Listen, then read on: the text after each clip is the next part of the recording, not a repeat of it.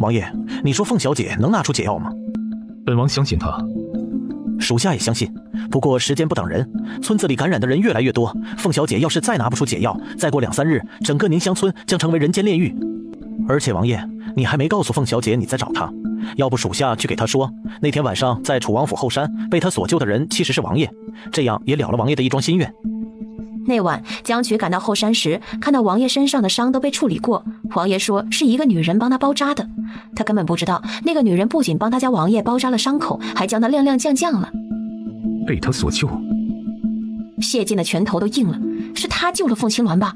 谢晋眼中迸发幽光，盯着凤青鸾所在的房间，不知道在思索什么。江渠不敢接话，感觉自家主子此时像一头盯着猎物的恶狼，生怕他再多说一个字，王爷就要冲进去将凤小姐生吞活剥了。凤书瑶得知有预防药，又来到徐大海院子门前。我要见荣望殿下，听说有预防药，我也要吃。焦侧妃，预防药用完了，村子里那么多人，药不够分，你回去吧。不可能，我进来的时候看到有京城的大夫在这里，他们肯定带了药材来，怎么可能没有预防药？你让我进去，我自己去找荣望殿下要。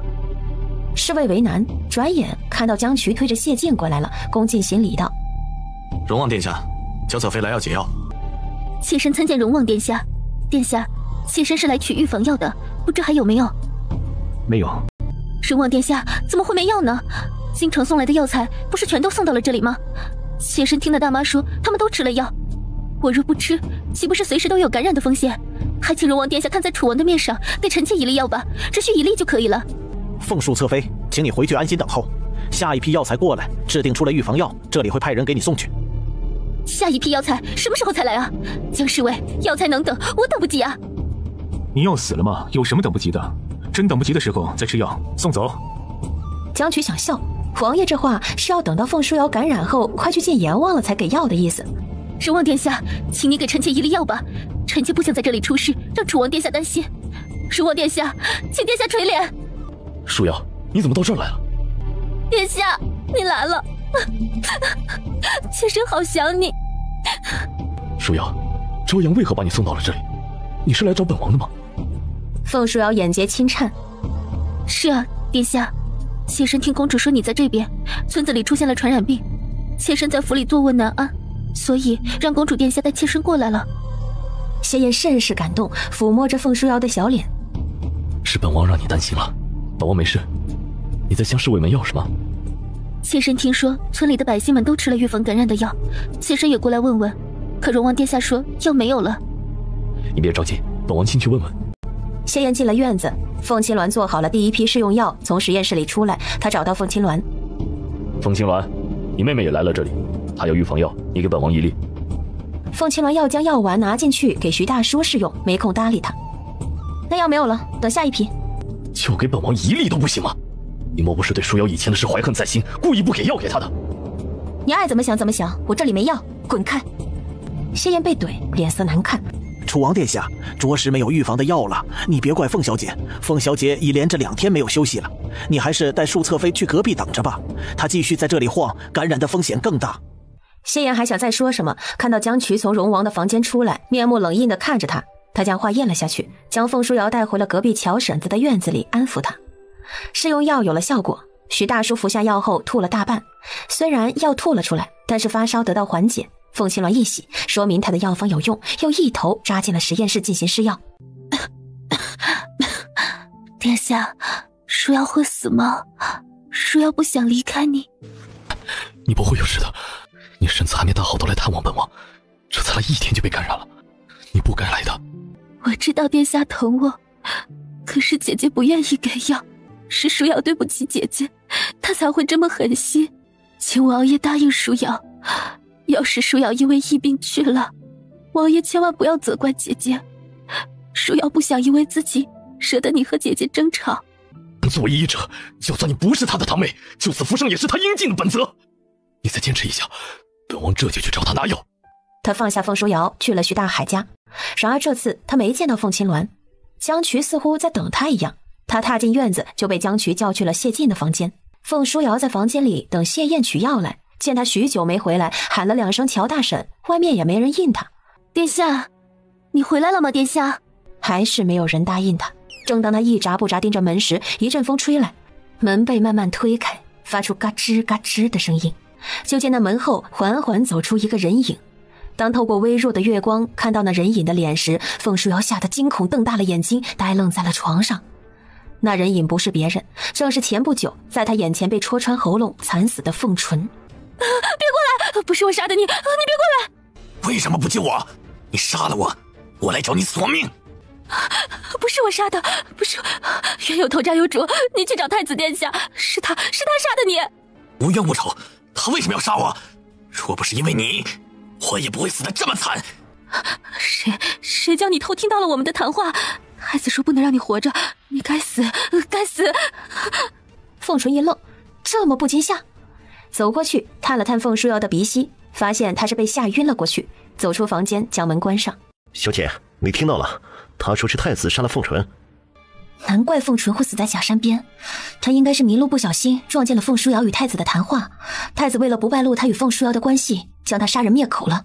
谢燕与谢恒暗地里的争夺从来没有停止，谢恒在感情上恋爱脑，在争夺储君之位上却毫不含糊，一直很积极的在皇帝面前表现。如今他最心爱的女人是太子的人，他应该还不知道。这件事变得有意思了。你先去将身上的血迹处理了，别被人发现。小姐，我们知道了这么大一个秘密，不做点什么吗？当然要做，我自有安排，有需要你上场的时候。薛子墨点了点头，退出了房间。谢燕不是口口声声说要让凤书瑶成为楚王妃吗？她帮她完成这个心愿。谢燕来徐大海家找凤青鸾拿药，还没见到凤青鸾，被谢晋叫去了他的房间。谢晋叫他来询问平西村的疫情。谢燕对谢晋与凤青鸾的关系心存不满，面上还是恭顺的将情况汇报给他。八皇叔，你是不是喜欢凤青鸾？你觉得呢？恕侄儿冒昧，侄儿认为皇叔心仪凤青鸾，才会对他出手相救和维护。那女人与以前大不相同，脾气暴躁，性子倔强，别怪侄儿没提醒皇叔。皇叔若是喜欢上了她，往后可能会徒增许多烦恼。那是本王的事，要你操心吗？还有，侄儿想知道，凤青鸾与侄儿和离，是不是因为……你是想说因为他和本王有染？谢晋的话头止住，感受到对面男人扑面而来的强大威压，其余的话没有再说出来。谢燕，你让一个从小有婚约、深爱你10多年的女人，在嫁给你1个月不到的时间里厌弃你，与你和离，不从自己的身上找原因，反而怀疑对方你宠妾灭妻，与人苟合，眼盲心瞎，宠而不自知，足够磨灭任何人对你的爱意。到得现在，你居然怀疑到本王头上了。凤青鸾已经眼瞎了才看上你，所幸眼睛长回来了，看清楚了你的为人。你们和离了，他是自由之身，他喜欢谁想追求他都和你没有关系，你也别再跟狗皮膏药一样纠缠他了。你要是当初对他多一份爱和尊重，如今也不会反过来变成你来舔着他。谢燕脸上燥得一片通红，想反驳谢晋，却发现无从回嘴。是侄儿冒犯了皇叔，定会去反思。从徐大海的院子离开后，谢燕回到乔大婶家去看凤书瑶，发现她晕倒在床上，又急急忙忙去找大夫过来，给凤书瑶扎了一针。凤书瑶睁开眼睛，看到房间有人，又吓得惊叫出声：“不要过来，走开，走开！”她惊恐地叫，谢燕将她搂进怀中。书瑶别怕，是本王。凤书瑶恢复了一点神智。王爷，是你。书瑶好害怕，刚才她四处打量，没再看到凤纯，有些恍惚，难道是自己做了个噩梦？刚才怎么了？风吹灭了房间里的蜡烛，周围太黑了，其实很害怕。是本王回来晚了，药还没有研制出来。李大夫，你先给书瑶诊治，现有用的药材给她用上。怀楚安陛下，淑侧妃不幸感染了离毒，目前症状较轻，她方才受了惊吓，情绪激动，草民开一些安神的药，再配合离毒的药一起服用，先这么治疗吧。好，关于离毒的解药，凤青鸾进行的如何了？傍晚的时候，凤小姐制出了第一批试用药，徐大海服用过后有所缓解。因为药材有限，只做出了20粒，分给村里现感染较严重的村民。凤小姐还说了，她在调几味药材，相信明天早上就有新的药方出来。她的医术真的有那么好吗？楚王殿下，凤小姐的医术乃草民见过最有天赋的一位，她能在这么短的时间里拿出离毒的解决药方，是老夫们从未见过的，很有药，实在厉害啊！听到别人口中夸赞凤青鸾，谢燕的唇角绷成了一条直线。凤书瑶观察着她的脸色，等大夫出去后，她扬起小脸：“王爷，姐姐医术高明，王爷与她和离后悔了吗？怎么会？本王一贯讨厌凤青鸾，不会因为她会点医术就对她改观。舒瑶，本王的心里只有你。谢燕话虽如此说，凤书瑶还是产生了危机感，她必须做点什么让谢燕看到她的价值。忽然她想到一个点子，谢燕不是10亿的负责人吗？如果她能帮谢燕拿出药方治好村里的百姓，不仅谢燕会对她更加疼爱，说不定陛下知道了也会对她刮目相看，那样她对楚王妃的位置又进了一步。王爷的情况怎么样？2种毒都在他身上，且都没有解药，王爷这次太危险了。谁说没有解药？凤青鸾拿出一粒药丸为谢晋服下。关于天隐煞，在离毒病情发作之前，凤青鸾就研制出了第1粒天隐煞的解药。为谢晋吃下药后，凤青鸾解开他的衣衫，准备施针辅助药物尽快进入他的身体。这时江渠注意到院外有人在向他们这间房靠近，凤青鸾也察觉到了，对他做了个噤声的手势。看那人影的装扮和发髻，凤青鸾猜到是凤书瑶偷溜过来了。他给江渠使了个眼色，江渠即刻会意。凤小姐，你给王爷吃的什么药？这是我今天早上调剂的第2批试用药，对治疗离毒有90%把握，但还差1味药。我记得在徐大叔屋后左边的那一排山坡上，似乎长着一丛介骨草，它的花瓣像四叶草，有7片花瓣，能清热解毒。你待会令人去把它挖过来，有了介骨草，离毒的解药药方就完善了。是，凤小姐，属下马上安排。凤书瑶听到房间里传来走动的声音，觉得机会来了，转身跑向院门口，去凤书瑶说的徐大海家的后山找那介骨草。凤书瑶还病着，身上没有力气，然心里有股劲儿支撑她。等爬到后山时，她已累得气喘吁吁，到处寻找凤青鸾所说的那种花。果然在一处不起眼的草丛中找到了它。她激动地跪到地上去，手指衣裳沾满了泥土也不介意。没过多久，她将介骨草挖出来，准备回去，就看到江渠带着人来了。凤宿彻妃，你在这里做什么？在找草药。我想起以前听过表哥说过介骨草清热解毒，或许会对离毒有用，想来后山找找，没想到找到了，百姓们治疗离毒有希望了。对了，你们不知道我表哥是谁吧？我表哥是白慎仪，现在是楚王府的府医。原来是这样啊！凤小姐也说介骨草是解离毒的最后1味药，让我们来后山找。谁知凤宿彻妃已经找到了。你救了宁乡村和平西村的百姓们，这是大功一件。我是楚王的庶侧妃，能为百姓们做事是应该的。王爷在为离毒的解药犯愁，能帮到王爷我也很高兴，不讲什么功劳不功劳的。他拿着介骨草往回走，心里不住得意。等太子和陛下知道他完成了治疗离毒的最后1步，肯定会对他表扬和嘉奖。幸好他动作快，抢了这份功劳，这趟宁乡村没有白来。谢燕得知谢晋病重，过来看情况，就看到江渠从房间出来时，打开的门缝中，谢晋脱了衣服，赤裸着上半身躺在床上。凤青鸾坐在他床前，不知道在做些什么。皇叔，听闻你也感染离毒，侄儿过来看你。凤小姐，你在做什么？你没看见凤小姐在为本王施针吗？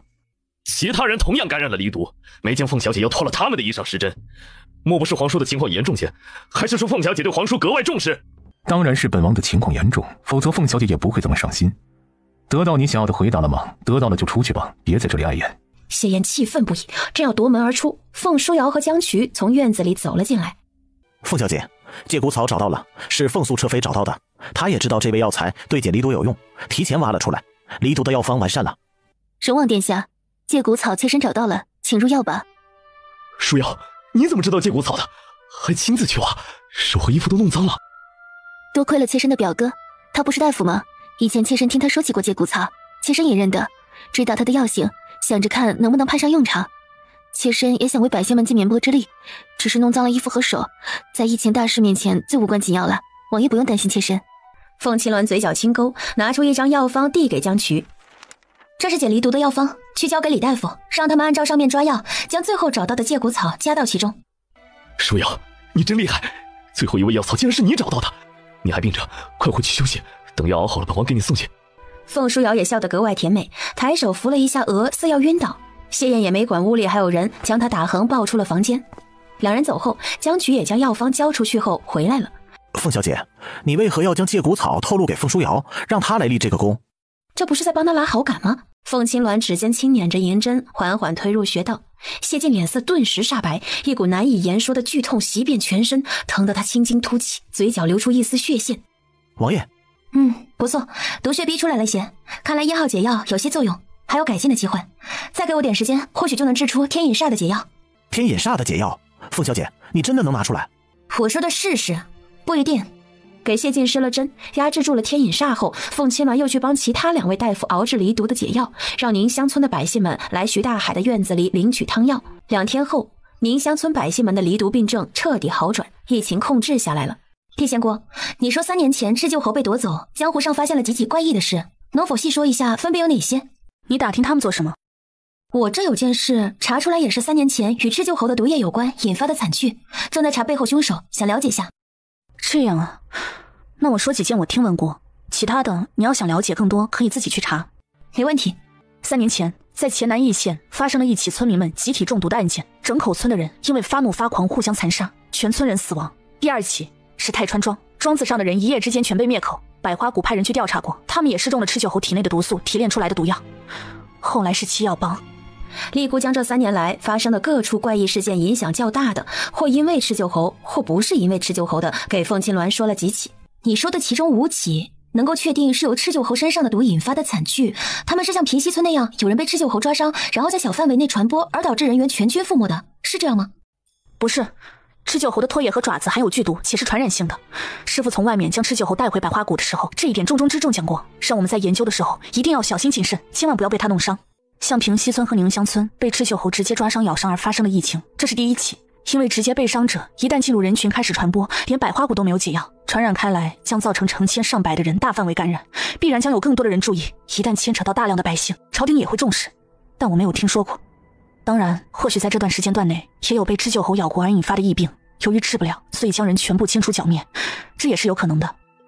那这样的话，有心之人想要利用赤鹫侯的毒来造成一波人自相残杀或者发狂发怒，是需要将赤鹫侯的唾液和爪子里面的剧毒进行提炼而来，然后再研制出毒药，对某部分特定目标进行下毒。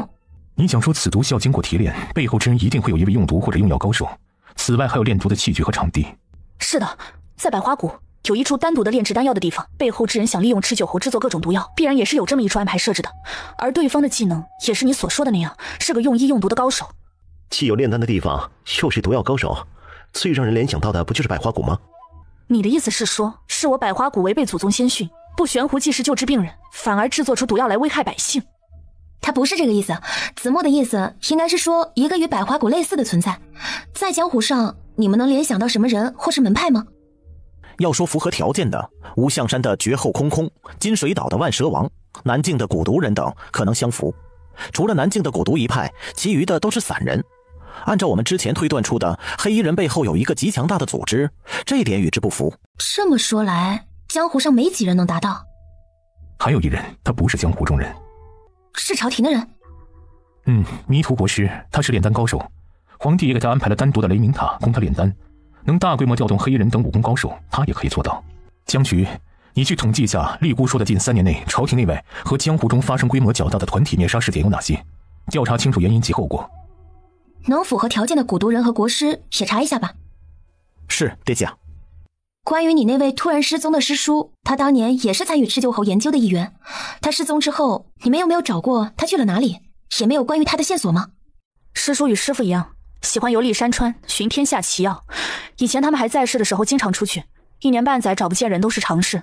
说他突然失踪，其实也不算失踪，只能算作是他有去有力了。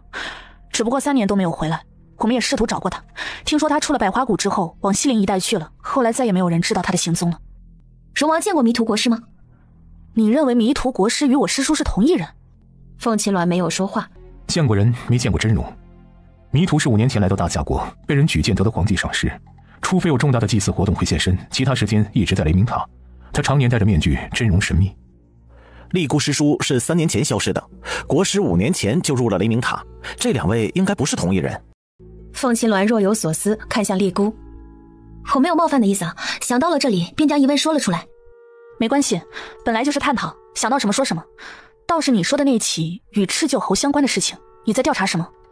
这事是我的私事，不便对外袒露，谢谢你提供的线索。丽姑理解的点了点头，转而又心服口服。不愧是荣王殿下看中的女人，之前是我小瞧了你，在这里跟你赔不是，百花谷都没有研究出来的离毒解药，你在几天的时间内拿了出来，你的艺术的确高超，在下佩服。不过我有些好奇，你是如何根研制出解药的，用了什么方法？俗话说世间百毒，5步之内必有解药，我是从赤鹫猴的血液里提出了一种元素，再结合其他的方法研制出来的解药。赤鹫猴果然奇特，既能治病又能解毒，很是珍奇。原来如此，看来我还得把这个消息告诉师兄啊！赤鹫猴我得带回百花谷，不会再让有心之人将它夺走，再作恶危害百姓了。宁乡村的百姓们转危为安，连续几天服用汤药，病情彻底大好。凤青鸾叮嘱了葛明一些话，准备离开宁乡村。他是谁？你好像也特别在意他。凤青鸾这个女人，除了对她不好，她对每个男人都很好，关你屁事！她发现了，谢燕疯了，看见她对哪个异性好，都要怒气冲冲的上来问一嘴。离了本王，你变成了一个水性杨花的女人，对每个男人花枝招展，尽情殷勤。凤青鸾，你是本王的前妻，请注意一下你的言行，不要连累本王名声受损。对于他的这些歪言歪语，凤青鸾给了他一个白眼，与他多说一句话都显得自己是傻逼。凤青鸾上了马车，放下帘子，屏蔽这张没有自知之明的狗皮膏药。凤书瑶用了些手势塞给村里的几个大妈，大妈们极尽渲染将他找到最后一株借骨草的事向村民们传达。凤树侧妃真是大善人呀，身份尊贵，不仅能拖着重病的身体去为草民们找药，还每天亲自为咱们施药。凤树侧妃是活菩萨在世，大慈大悲，心系百姓的贵人。是啊，楚王殿下能有凤树侧妃陪伴在侧，是百姓之福啊。这都是我应该做的，为百姓们造福也是楚王府应该做的。在一阵阵夸赞中，凤书瑶上了马车。薛子墨看着这阵仗，不由得问凤青鸾：小姐，你是想捧杀他吗？凤青鸾敲了敲车窗，没有回答。薛子墨明白他猜中了。一行人浩浩荡荡地回了京城。丽姑在这边的事情处理完后，谢晋安排了一批人护送他和赤鹫猴返回百花谷。青鸾，没想到你医术了得，控制了疫情，救治百姓，朕有赏。楚王也做得不错，你与青鸾配合得很好。谢父皇，村里的疫情能够得到快速控制，得益于儿臣的树侧妃找到了最关键的一味药材，论起功劳，他也有功。树侧妃，就是你府上的那个爱妾？是他。树瑶性情柔弱，有些争宠，但在大事面前毫不含糊，有一颗奉献之心。他是真心为儿臣着想，也是真心为百姓们着想。好，一并赏赐。谢晋没有进宫，以身体不适为由，先回了荣王府。凤青鸾领着赏赐回了侯府。大小姐，楚王侧妃派人送来请柬，请您过目。楚王侧妃狄曼丽。凤青鸾惊奇，打开请帖来看，上面写着邀请他去春风来吃茶。不过他来得正好，凤青鸾收下帖子去了春风来。到了茶楼，凤青鸾再次看到狄曼丽，被她孱弱苍白的脸色和像是被夺走了精神气的萎靡模样吃了一惊。你是不是想说我达成心愿加入楚王府，应该高兴坏了，怎么才短短10几天变成了这副人不人鬼不鬼的样子？所以你为什么变成了这样？你在楚王府待过，应该能猜到我变成这样的原因。我今日找你是想问你一件事。凤书瑶出身不好，容貌也不是特别出挑，我样样都比她强，她为什么能得到楚王的偏爱？偏爱到对任何爱她的女人，她都可以做到完全冷漠和毫不在意。我到底哪点不如凤书瑶？你又哪点不如凤书瑶？凤书瑶曾救过谢燕的命，对她有救命之恩。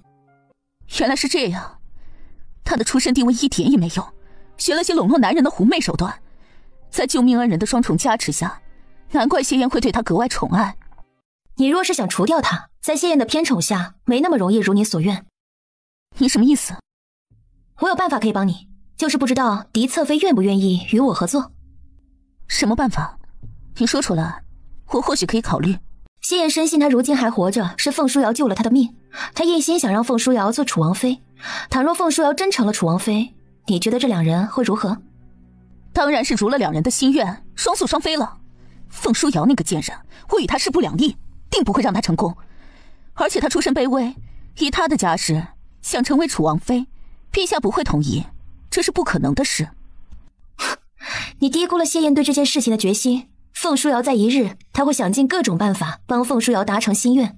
你若一味从中作梗，与谢燕唱反调，只会惹得谢燕更加厌烦和疏离。你为何不换个思路，帮助凤书瑶成为楚王妃？凤书瑶恃宠而骄，只是一个小妾，她的母亲尚可以当街辱我。若她成了真正的楚王妃，你猜她那一家子会更加嚣张到如何？爬得越高，摔得越惨。与其一直阻挠让谢燕产生逆反心理，不如帮她。到时候凤书瑶从云顶上摔下来，陛下也必然不会再给他第二次机会，他就永远无法再成为楚王妃。不愧是嫡侧妃，一点就通。你要我如何做？顺从谢燕，与凤书瑶和平相处，如果有可能，给凤书瑶安排一个家室，让她有能够成为楚王妃的资格。至于这个身份，你可以给她，后面你也可以收回。与其让她来左右谢燕，不如由你来暗中操控事情走向。到时候谢燕对凤书瑶失望透顶，你还怕夺不回她的心吗？凤青鸾这些话犹如醍醐灌顶，打开了狄曼丽的新思路。敌人的敌人是朋友，凤小姐帮我连计谋都想好了。你已从楚王府离开，不需要再与凤书瑶争宠，为何还要算计凤书瑶？嫡侧妃如今的遭遇，不就是我以前的遭遇吗？你如今的心情，同样也是我以前的心情。你说我为什么算计凤书瑶？难道你不明白？你为了复仇？行，我相信你。关于凤书瑶的身份，我会回去让我父亲收她为义女。身份有了，那要如何让陛下认可她，同意将她的位分升上去呢？这就需要好好筹谋了。你有需要我配合的地方，尽管来找我。我们也算是同病相怜，是时候团结起来，给那狐妹子点颜色看看。祝我们合作愉快。今日之事，为避免走漏风声，只有你我二人知道的好。你放心，我不会对任何人说。好，你等我的消息，别轻举妄动。爹，你找我什么事？爹听说你去了城外那犯病的村子，父亲跟着担心，想进村去看看你，却被士兵拦住了。这会儿看到你平安归来，爹高兴。多谢父亲关心。再有1个多月，母亲要出狱了，到时候咱们一家人好好团聚团聚。是啊，你母亲在牢中吃了不少苦，等她出来了，咱们一定好好的为她补补身子。就是你三叔还没找到，他不知道去哪里鬼混了。少元和瑞安让我别担心，说他们可能去找柴柔静了，这也有可能。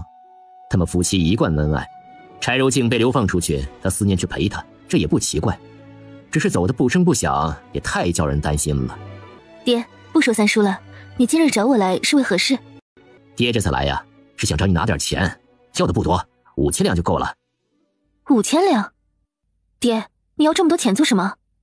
爹最近做了一个钱生钱的生意，投的钱越多，挣的越多。你放心给爹，也不会让你失望的。爹，哪有什么钱生钱的生财之道？你不会在做什么违法犯罪的事情吧？你看爹像是会做那种事儿的人吗？我在暮云寨啊，是吃不愁穿不愁，可手上没有闲钱呢，总不能每次都找楚王拿钱呢，那多不好。还是得自己有个赚钱的门路。爹跟以前一些关系好的文人墨客们合伙做生意，等赚了钱呀，连本带利的都将银子给你。凤书瑶犹豫着，他爹的确胆子小，平时喜欢做些舞文弄墨的事情，他没有胆量去做那些不干净的勾当。爹，不是我不帮你，我才嫁进楚王府1个多月，哪有5000两银子？我的庄子铺子都还是殿下赏赐给我的，带来的嫁妆总共也没多少，5000两太多了。其实也不需要全是银票，殿下那么宠爱你，赏赐了你不少值钱的金银首饰吧，你拿几样给我先用着，后面的呀你再想办法。闺女，这钱不需要我费多大劲儿就能生出来，到时候咱们积累的钱越多，底气足了，从暮云斋搬出去，在京城里啊买一座大宅子，等你哥哥回来了也有地方住，不用寄人篱下朝别人张口。你娘家的底气足了，你也长脸不是吗？凤书瑶觉得他爹说的有理，他要是想爬上楚王妃的位置，以他的家世和身份，楚王再有心也始终卡在那里上不去。行吧，爹，我将首饰都给你，你看拿去当了能值多少钱？但是你答应我，千万不能将钱乱用了，这是我辛辛苦苦攒下来的，至于后面多少利息，我都可以不要，不要赔了本钱就行。没问题，你相信爹。凤书瑶命之男去他屋子里将他的首饰盒拿出来，全部交给了凤正。凤正抱着箱子，叮嘱他注意身体，更要让楚王宠爱他，喜滋滋的走了。送走凤正后，凤书瑶还要去处理一个人，叫来管家明州。我去城外探望王爷后，白华葬去哪儿了？淑侧妃，公主和你上了马车之后，回来将白华葬关进了王府的地牢，对他动了刑，这几日人还在里面呢。什么？在地牢中？带我去看看。白华葬躺在牢房里，身上的衣服没有一片好的地方，全是被鞭子和棍子打出来的伤口。听到牢房门口有动静，看到是凤书瑶来，连滚带爬的朝他爬过去。淑侧妃，你回来了，快救我出去，这里我一刻也受不了了。是谁下的命令对他动刑？还不快将人放出来？恕侧妃，是赵阳公主下的命令。公主说她要不在府上的话，听侧妃的吩咐。侧妃如今也没在府上，她没有发话将白华葬放出来，奴才不敢听令。白华葬是我表哥，侧妃对他动刑是在打我的脸。你别忘了，这个府上楚王最宠爱的女人是谁？你不放她，等殿下回来，我在他面前说上2句，他依然会放人。可你，就算彻底得罪了我，明州，你确定要与我对着干吗？明州最听不得他这话，借他10个胆子也不敢与王爷的宠妾对着干。明州不敢再怠慢，让人去将牢房的锁打开，将白华葬搀扶着走了出来，将他送回他院子，去请大夫来看诊。凤书瑶让人扶着白华葬来到外面院子，正好碰到从外面回来的狄曼丽。侧妃，恕侧妃让奴才将白大夫放出来，奴才不敢不听命，还请侧妃不要怪罪奴才。许久没看到凤书瑶，狄曼丽眼中是浓浓的恨意。可想到凤青鸾的提议，他又觉得为眼前的小打小闹不足以让他出手，让他带走吧。本侧妃也算出了口气，没那么多时间平添事端。侧妃姐姐，妹妹能安然无恙回来，没有如你和朝阳公主所愿，让你们失望了吧？你看到了，王爷是有多宠爱我，就算让我进了那种染上就会死人的病区，他也会保证我的安全。还算姐姐有自知之明，不将事情闹大。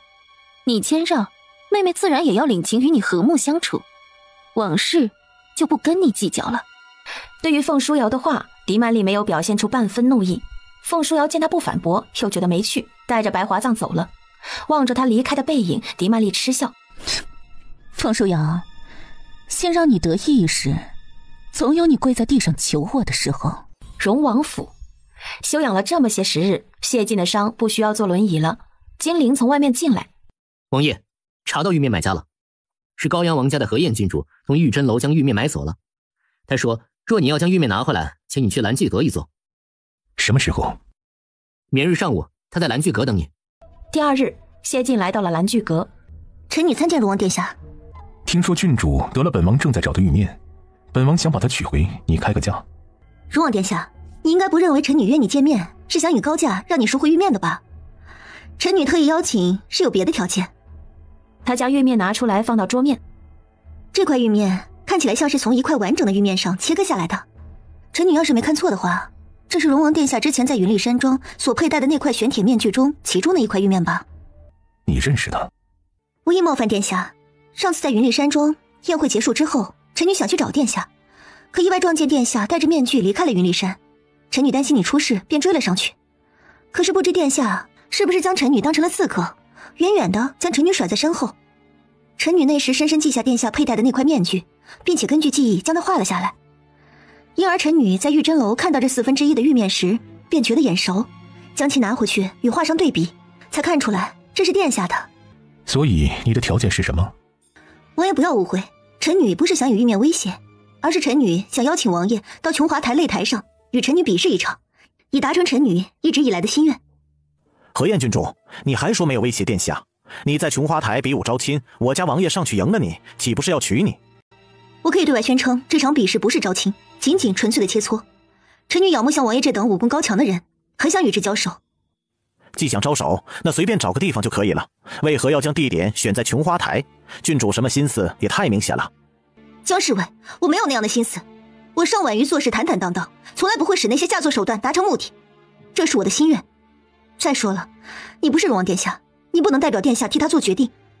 江渠被他一怼，胸中一气，这何晏郡主还真是伶牙俐齿。王爷，您说呢？就算臣女输给了你，也断然不会强迫殿下娶臣女的。谢晋看着他，忽而眼眸一转，朝门口看去。荣王殿下，你怎么在这里？尚雨婉听到外面有女人的声音，朝门口看来。是你？刚才你对殿下什么娶之类的话，你想让殿下娶你啊？你认识他？怎么不认识？她是高阳王府何晏郡主。青鸾姐姐，你不知道她私下里……他看周围还有其他人，没有继续说下去。她不是什么好人。荣王，好巧，在这里也能遇见。你们怎么在一起？我与青鸾姐姐逛街，带她来蓝具阁喝茶赏壶，没想到会在这里遇见殿下。你们去吧，本王和何晏郡主有话要说。他这么一说，凤青鸾神情微变。孤男寡女共处一室，遇到表妹也不让进去一坐，要说什么？洛琳，我们走，别打扰殿下和家人约会。看到凤青鸾似乎带着怒气离开，江渠不禁替自家王爷捏一把汗。王爷喜欢凤小姐，被他撞见和郡主谈事，不知道凤小姐有没有误会。荣王殿下，与廖小姐一起的小姐是谁啊？谢晋没有回答，尚雨婉一阵尴尬。行吧，他待会儿自己去问。回到刚才的话题，殿下，你答应和臣女比试吗？你能赢过臣女，这块玉面归你。他的话还没说完，一道凌厉的掌风朝他袭来，尚雨婉迅速旋身避开。谢晋站起来，又是一掌朝他袭去，速度快如闪电。两人在房间里缠斗起来。5招过后，尚雨婉感觉视线颠倒，整个人被踢出了房间，狼狈地落到了外面的走廊上。荣王殿下，你……哼，郡主，你输了。这不算，我说的是在擂台上。你上一句话说的是本王赢过你，玉面归本王。何晏郡主，你想戏耍本王吗？尚雨婉噎住，脑中回忆起他说的话，好像是说的赢过他，忘了加在擂台上赢过他了。殿下提醒的是，臣女愿赌服输，希望下次还有机会能与殿下一比。告辞。小小女子竟敢威胁王爷，这下得到教训了吧？王爷，凤小姐也在蓝玉阁，这会儿要将玉面给她送过去吗？等她回了侯府再去。谢晋看了眼凤青鸾过去的方向，抬步下楼。王爷，刚才凤小姐看起来有些生气，王爷不做点什么？你的话是越来越多了，舌头不想要了。是，王爷，属下不再说话了。连忙跑出去，让小二把马车牵过来，怕凤青鸾生气。他生气才对，他不生气怎么会意识到自己对他的重要性？尚雨婉，你也太没有礼貌了，谁让你进来的？尚雨婉冷凌凌地盯着凤青鸾。你是谁？怎么本郡主从来没有见过你？何晏郡主，我们之间的事不关他的，你别把他扯进来。凤青鸾神情冷若寒霜。尚雨婉才回到京城，她的贴身婢女连翘也不知道，叫来一名小二问：这位小姐你知道是谁吗？回郡主，她是护国侯家的凤小姐啊，你不认识吗？是凤大小姐。是的，是她。郡主，奴婢知道了，护国侯家有3位姓凤的小姐，其中凤大小姐嫁给了楚王殿下，前不久又与楚王和离了。凤家还有位3小姐，与这位凤大小姐一同嫁入的楚王府。楚王宠妻灭妾中的妾，就是凤3小姐。凤3小姐的娘曾经当着京城众百姓的面辱骂过这位前楚王妃。长得这么漂亮，竟然是个下堂妇啊！被楚王不要了，还敢出来丢人现眼，也不怕被人笑话。他方才看到这个女人和荣王殿下之间的眼神交流，似乎有某种含义，让他很不爽。尤其是凤青鸾还是他死对头廖洛林的好友。你说谁是下堂妇呢？是青鸾姐姐请求陛下与楚王和离的，是青鸾姐姐不要的楚王。你别嘴里吐不出象牙乱说。你算个什么东西，竟敢这样跟本郡主说话？连翘，去掌他的嘴。连翘走上前，想要对廖洛林掌嘴，可是等连翘才走到廖洛林面前时，啪，一个清脆的巴掌声在房间响起。尚雨婉被激怒，抓起桌上的茶杯朝凤青鸾扔去。凤青鸾抬手将茶杯又朝他的方向打了回去。你敢对本郡主动手，你找死！郡主，不要在这里动手。你想让本郡主忍下这口气吗？郡主，属下不是这个意思。属下查到这家蓝翠阁背后的东家是荣王殿下，咱们若是在这里与人发生冲突，传到了荣王那里，影响可能不好。你怎么不早说？属下昨天晚上才意外得知，还没来得及向您说明。我看那凤青鸾是会些武功的，要不咱们想个法子另外收拾他们，让他心甘情愿且光明正大的被收拾。尚雨婉收了手，别的法子收拾他吗？凤大小姐是吧？你这么护着廖洛林，还真是情同姐妹啊。既然如此，我们来做一场打赌。若是你赢了，本郡主从今往后见到廖洛林绕道走，再也不找他的麻烦。但若是你输了，本郡主要你脱掉外衣，在琼华台的擂台上跪下，跟本郡主道歉。怎么样？你敢接受这个赌约吗？我为什么要与你打赌？你这个道貌岸然、人品恶劣的女人！青鸾姐姐，你不要理会她，她欺负我，我会跟表哥说的。你真的与荣王说过吗？我说了，很多次都是表哥为我做的主。尚雨婉是个疯子，青鸾姐姐不要搭理她。看她的表情，凤青鸾知道她没有说实话，看向尚雨婉。你想怎么赌？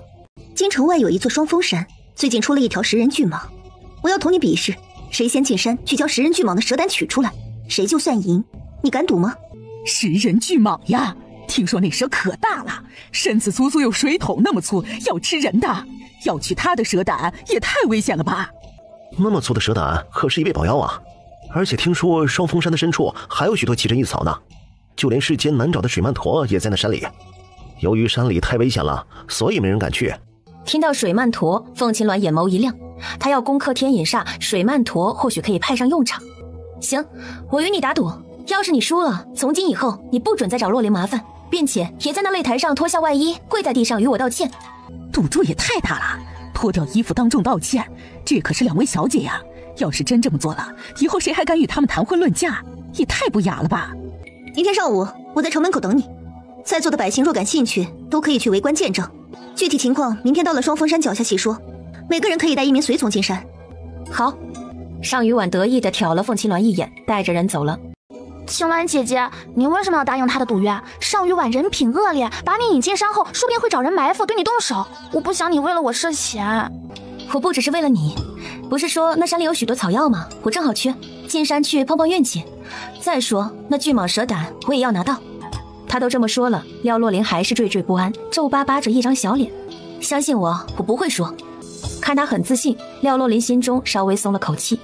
青鸾姐姐看起来很厉害，说不定她真的可以做到。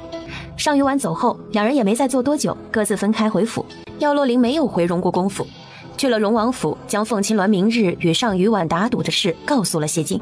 表哥，你能不能派人暗中保护青鸾姐姐，不要插手，保护她不被尚雨婉的人伤害就行了。我真的很担心她会出事儿。这是他和尚雨婉之间的约定，本王为何要插手？青鸾姐姐是为了我才答应与尚雨婉比试的，我不能看她以身涉险不管。表哥，求你了，你当在班洛琳，派人保护她吧。他为什么要帮你？还是尚雨婉欺负了你，他帮你出头？表哥，现在不是关心这个事儿的时候，是青鸾姐姐明日要取食人巨蟒的蛇胆啊！听说那巨蟒硕大无比，哪里是1-2个人能将它制服的？肯定会有很多危险，说不定尚雨婉还会从中作梗，伤害青鸾姐姐。表哥，你就当凤青鸾曾经救过洛琳的性命，帮她一把。这是他的事，和本王无关。江渠，派人把廖小姐送回国公府。廖洛琳还想说什么，被谢晋赶走了。送完廖洛琳回来，江渠也有些担心。王爷，这件事真的不管吗？那是他和别人的赌注，本王又不是他的谁，为什么要管？江渠腹诽，确定不是他的谁吗？那为何一直要让凤小姐想起你，还要让人家吃醋？一切听主子的安排，凤小姐应该回到侯府了，属下将玉面给她送去。江渠走后，谢晋屈指敲着桌面，片刻后，暗夜暗风，明天去趟双峰山，跟着凤青鸾，别让她死在山里了。是，王爷。好歹那女人把身子给了他，以后要成为他的丈夫，暂且提前先尽做丈夫的职责吧。凤青鸾回到侯府后，与薛子墨说明日要进双峰山取蛇胆的事情，能带一个随从进山，他让他跟着一起。最近凤纯和凤少元兄妹俩在做什么？凤正最近经常出入地下赌坊，凤少元和凤瑞安将凤纯的尸体在义庄后山埋葬之后，凤少元与一群朋友花天酒地，凤瑞安则经常出现在些茶会上，与一些年轻公子有来有往。看来他们都在忙着做自己的事呢。你派人盯着凤正，他一个只会舞文弄墨的秀才，突然进赌坊，事出反常必有妖，看看他要做什么。是，小姐。管家来报，小姐，荣王府的江侍卫又来府上了。江渠，他不会又带着一个锦盒吧？小姐猜的没错，是这样。让他进来。江渠来到前厅。凤小姐又见面了。这是第3块玉面吗？不是第3块，是第1块。凤小姐当得好，我家王爷费了一番心思才找回来的呢。也不算当得很好，你家王爷不是找回来了吗？凤小姐，与第2块玉面放在一起瞧瞧，看有没有发现。凤青鸾接过盒子打开，再次看到被他当掉的第1块玉面，他仿佛看到又有2000两白银入账了。掌心一翻，手心出现了第2块玉面。这东西他一直放在空间的。他走到桌子边坐下，将2块玉面拿出来放在一起，左右上下调整了几个方向，最后发现第1块玉面和第2块玉面是什么东西的左上角和右下角，中间的直角碰在一起，看起来才有一个像样的东西的雏形。凤小姐，你看出什么来了吗？这是一块面具吧？江渠心中暗喜，凤小姐啊，你终于看出来了，王爷知道肯定会很高兴。凤小姐看着眼熟吗？是有些眼熟，我好像在哪里见过。想起来是什么了吗？没有，就2小块玉面，他能看出什么来？后面还有几块玉面，要不你都给我吧，拼放在一起，我肯定能认出来。凤小姐，后面的玉面没有王爷的吩咐，属下不能给你。既然你对2块玉面有了熟悉感，不妨再好好回忆一下，是哪天哪夜在哪里见过。属下还要回去复命，告辞。他一溜烟走了。凤青鸾也没指望从他那里得到什么，再次看向桌上的玉面沉思着。回到荣王府后，江曲把凤青鸾看到玉面的情况汇报给谢晋。他真的只说有些熟悉，想不起来在哪里见过。是王爷，他还问属下要后面的玉面，属下找了个借口走了。谢晋没有说话。王爷，你准备第3块玉面什么时候送给凤小姐？她看到了第3块后，应该很快就会想起您的。谢晋没有说话，江曲知道自己又多嘴了，不敢再发言。晚上，谢燕去西陵轩用膳时，凤书瑶问王爷，下午京城在传的事，你听说了吗？什么事？凤书瑶将上虞婉与凤青鸾打赌的事与他说了。堂姐也太自信了，那可是燕郡主啊，自小在军中历练，战场上疯出来的郡主，她要与他比试，不是注定了输的结局吗？姐姐也太糊涂了，拿自己的命去嘴硬。她有那本事对付食人巨蟒吗？那可不是，姐姐离开楚王府后，越发恣意放纵了，一点也不为王爷的颜面考虑。要是她输了，顶着前楚王妃的名头去给别人脱衣下跪，何等的羞耻！她也太乱来了。那个贱人，本王就知道她不会消停。他们什么时候进山？明天。和燕郡主还让百姓们去见证，可见她多么自信不会输。堂姐可就危险了。本王想起还有任务没处理完，你早点睡。王爷，你不会要插手这件事吧？本王与他早没了瓜葛，为什么要插手管他的事？说完愤然走了。凤书瑶重新坐回座位，目光微眯。谢燕的反应可不像是不会插手的样子，她叫来直男：你去找如宝，告诉太子殿下，明天楚王很有可能会进双峰山。翌日上午，凤青鸾按约定去了城外，上虞婉骑在高头大马上，正在等他。他带了一队人，旁边还站了一群看热闹的百姓。凤小姐，不介意我带这么多人吧？他们只是在山脚下守着，我会遵循赌约，带一个人进山。咱们为期2天，谁先取到蛇胆出来，谁就算赢。2天之后，不管有没有取到，也要出来。凤青鸾坐在马车中，表示没问题。一群人往城外去，双峰山山下。负责这次擒蟒的是高阳王府的大将钱元。属下参见郡主。凤青鸾的马车随后也到了。上虞婉问了他食人巨蟒的行踪。回禀郡主，目前最后一次发现巨蟒是在1日之前，在左峰的山谷口，它应该是朝着山谷深处去了。属下会派一支由50人组成的护送小队，引郡主和凤小姐进山，各自发放1枚信号弹，如有危险，请立即发射。凤小姐，情况你了解清楚了吧？如果你现在打退堂鼓，我可以允许你直接在擂台上下跪道歉，不用进山去豁出性命来赌了。奉劝郡主别把话说得太满，太过自负的话，命丧蛇口时不好看。本郡主一定会赢了你，走着瞧。他抬步往山里走，身后跟着一名身材壮硕、看起来足有2米高的巨汉。凤青鸾没有跟着走，反而走向了一旁来看热闹的村民。大爷，听说双峰山里有一种叫水曼陀的草药，我想打听一下，你们知道它在哪片区域吗？或者说这山里哪些地方有湖泊、山涧？水曼陀喜阴，一般长在潮湿的地方。小姐，你不是进山去杀巨蟒的吗？还要去找药啊？来都来了，找找看，还老大爷知道什么能够相告？曹民呀，是听老乔家说的，他是赤脚长大，常年在山中找药。他说在右峰山曾误入过一个湖泊，湖泊周围树木茂密，四周都是山，水曼陀就在湖的中央。他远远的见过，看起来像书上的水曼陀，但是也不能确定。不过凤小姐，你要是真找到了那个湖泊，可要3思而后行。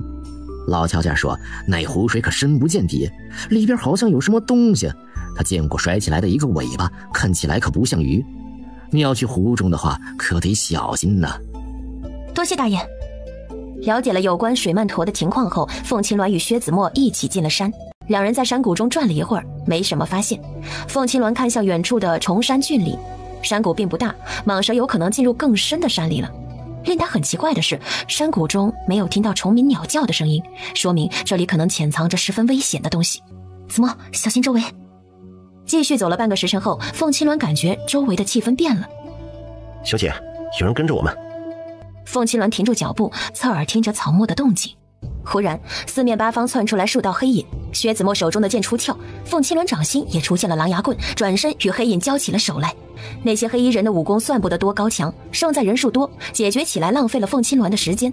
将最后一名黑衣人打倒在地后，凤青鸾看了看他的手心虎口，长了一排老茧，他们是军中的人。谁派你们来的？杀了我吧，我不会说的。薛子墨一剑插进他的大腿。不用问了，是上雨晚派来的人。洛林说的没错，那女人派这些人来拖住他的行动，真挺阴险。这些黑衣人都受了伤，失去了行动力，凤青鸾也不怕他们再跟着，和薛子墨转身要走。就在这时，身后的黑衣人传来惨叫。凤青鸾回头看去，见其中一名黑衣人躺在地上抽搐打滚。不一会儿，他嘴唇乌黑，吐出黑血，瞪着眼睛气绝身亡。其他的黑衣人见状，吓得尖叫，惊恐地往后退缩。那是什么？好像是毒蛇啊！看到死去那名黑衣人脖子上慢慢爬出一条细小的花蛇，这蛇的花色极其艳丽，一看就有剧毒。另一名黑衣人被蛇咬住，同样发出惨叫，吐血而亡。在周围的草丛中响起铺天盖地的淅淅沥沥的声音，像是有无数的东西在草叶上快速爬行。黑衣人吓破了胆，不停地惨叫，在地上痛苦打滚。是毒蛇群，快走！令凤青鸾没想到的诡异事情发生了，原本空旷幽静的山谷中突然传来尖锐的哨声。凤青鸾看见那些在撕咬黑衣人们的毒蛇，在听到哨子的声音后，快速掉头朝他和薛子墨的方向追了过来。小姐，有续蛇人针对我们来的。两人在林中狂奔，身后跟着铺天盖地的窸窣声。蛇群的速度很快，在哨声的操纵下，对他们穷追不舍。这样下去不是办法，要么解决蛇，要么除掉驯蛇人。你想怎么做？驯蛇人藏在蛇群后，一时半会儿难以解决他，先解决蛇群。子墨，你带我上树，返回蛇群。薛子墨二话不说，来到凤青鸾身边揽住他，一脚蹬在树干上，将他带入空中。凤青鸾的手中出现了3颗自制的手榴弹，3颗朝着3个方向，分别朝下方的蛇群掷去。随着几声爆炸响起，手榴弹落入蛇群，无数条蛇被炸得横空乱飞。薛子墨带着他稳稳地落到了地上，等烟尘散去，偌大的蛇群顷刻间被炸得粉碎。幸运活下来的蛇因为本能的惧怕，躲进了草丛中。小姐，哨声停了。躲在树丛后面的一名面具男子在操纵的蛇群被凤青鸾炸毁之后，他被反噬，喷出一口鲜血来，目光紧盯着凤青鸾和薛子墨的方向，眼中闪过嗜血，再次拿起了哨子。又来了，走！这次吹哨人不再将蛇群聚集，分开几路朝凤青鸾和薛子墨追击。这次凤青鸾也没有选择逃走，而是注意听那些哨子的方向，朝面具人直击而去。面具人朝身后一挥手，4名黑衣人从草丛中窜出，朝着凤青鸾和薛子墨迎了过去。打斗中，凤青鸾发现这些人与那日在牛福山抢夺赤鹫侯的那批黑衣人武功路数有些相同。吹口哨的面具人悠悠开口：凤小姐，我们主子想见你，你放弃抵抗，离我们走一趟。这些蛇和他们不会伤你半分。自从凤青鸾研究出了赤鹫侯离毒的解药后，他们家主子对凤青鸾产生了浓厚的兴趣，想抓他回去探讨。你家主子是谁？我对他什么都不了解，怎么与你走？凤小姐不必试探，我不会告诉你任何信息。这些人都是我精挑细选出来的。你若负隅顽抗，你的那个跟班，我不介意先取他性命。小姐，你别先走。说什么胡话，我不可能丢下你。你家主子请我就是这样的请客之道。还不是怪凤小姐不听话。这4人很厉害，几乎与之前凤青鸾遇到的拦截他和葛明去路的黑衣人相似。他与薛子墨一同灭了其中2人之后，面具人也没闲着，吹动口哨，剩下的蛇群又朝着2人围了上去。在这种情况下，凤青鸾和薛子墨2人的情况愈加危险，稍不注意会被重伤或被毒蛇咬伤。当战场进入焦灼的时候，一道人影从树后飞出，拦截下其中1名黑衣人砍向凤青鸾的剑。凤青鸾认清了来人，是谢燕。本王就知道你会遇到这些破烂事，还得本王来救你。谢燕骂骂咧咧，却是身形快如闪电的与黑衣人们交手。凤青鸾得以空闲退回到地上，手中掷出银针，又将那些正在企图朝他攻击过来的毒蛇钉在了地上。你怎么在这里？来给你收尸。凤青鸾无语。面具人见楚王加入了进来，剩下的2个手下渐渐处于下风，吹了一声口哨，让剩下的所有蛇去攻击几人，自己窜入草丛中逃走了。想逃？掌心寒芒煞现，掷出3柄手术刀朝面具人的后心而去。面具人警觉避过，仍是被其中一把手术刀扎进了后肩。他脚步一个踉跄，爬起来继续逃走了。不知道跑了多久，见身后没有人追上来，面具人气喘吁吁靠在一棵大树上处理肩膀上的伤。他没有抓住凤青鸾回去复命，主子肯定饶不了他，怎么办？面具人心道，要不转去侯府去抓凤青鸾的祖母来威胁，或许是个更好的办法。这样想着，他起身要走，忽然间身体仿佛像被定在了原地，全身的汗毛都竖了起来。面具人一动也不敢动，转着眼珠朝旁边的一处草丛看去。2颗硕大无比的树瞳和鲜红如血的蛇信子在看着他。面具人还没有来得及做出反应，视线骤然一黑，黄金巨蟒张开血盆大口，将他吞入了口中。将剩下的2名黑衣人解决后，谢燕收了剑，不悦地瞪着凤青鸾：“你脑子进水了吗？与人打什么赌？那巨蟒你见过吗？它有多大多危险，你知道吗？现在还牵扯出1群2群黑衣人，要么来杀你，要么来抓你。凤青鸾，本王还不知道，离了本王，你什么时候成了一个这么爱惹事，还是个香饽饽的人呢？这是我的事，我想怎么就怎么。倒是你蹦在这里做什么？什么蹦啊！若不是本王出现，你还有命在这里与本王呛声？不管以前咱们有过什么过节恩怨，这次是本王救了你，本王是你的救命恩人，你对本王态度好点。没人要你救，你不出来，我们也不一定会死在这里。强词夺理，本王懒得与你计较。凤青鸾也不再与他多说，去检查地上4名黑衣人的尸体，看能不能从他们身上找出一点黑衣组织的线索。而事实依然让他扑了个空，这些人滴水不漏，身上丝毫没有能够显示出身份的东西。薛子墨也在检查黑衣人的情况，他挑开一人的衣服，露出胸膛和腹部。小姐，有发现？凤青鸾走过去，薛子墨蹲在黑衣人身前，用手按压了下他的下腹。小姐，你看他这里是不是与常人不同？黑衣人的左下腹隆起了一块，凤青鸾拿出手术刀，将那突出的地方割开，鲜血流出来，随即掉出来一块硅胶。这是……谢燕也走了过来，这东西他没见过。这是什么？凤青鸾仔细检查手中的小块硅胶，确定是橡胶工业制作出来的，而不是塑胶，脑中一片混乱。黑衣人身上怎么会出现现代才有的东西？凤青鸾受到不小的冲击，又走向另外3名黑衣人，同样割开他们的左小腹的位置，都取出了一块硅胶。这下凤青鸾震惊了，这个时代难道有人跟他一样是从现代穿越来的？小姐，你认识这个？认识，但是后面的话他没有说出来。4个黑衣人身上都被植入了硅胶，他几乎能够确定黑衣组织背后的人来自未来。逃走的领头说这4人是他精挑细选的，背后之人是想告诉他什么？凤青鸾将硅胶收起来，放进了空间实验室。我们走。又看向谢燕，你该去哪儿去哪儿，别再跟着。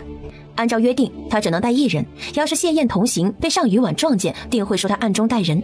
这座山是你家的吗？本王是进来除巨蟒的，允许你和上婉仪打赌，不允许本王为民除害吗？凤青鸾愣住，觉得他说的有道理。他能与上雨晚打赌，别人也能进山来杀蛇。